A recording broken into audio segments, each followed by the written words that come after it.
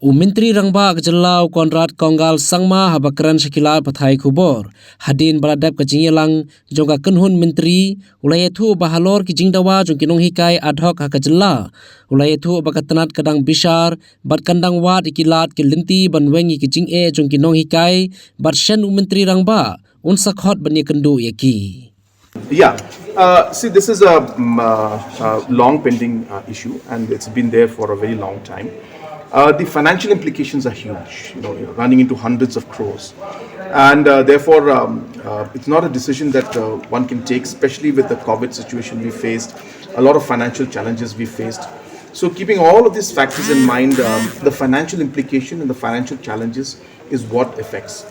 Not only that, it affects multiple sectors. So we cannot just simply say that we'll take one decision here and expect that it will not have a multiplier effect in other sectors also.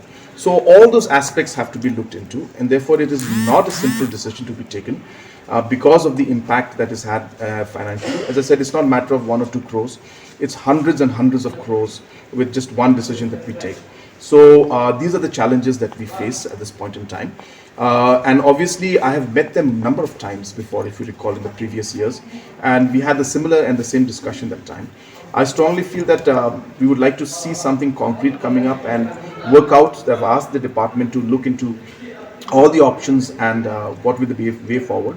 They're preparing some things and they'll be bringing it. I'm told that they have prepared and they've brought it to me. Once I have a meeting with all of the officials and see what the options are, call the finance department and discuss about the financials, see how we can move forward. I will be calling them for discussion and figuring out how to move forward with this.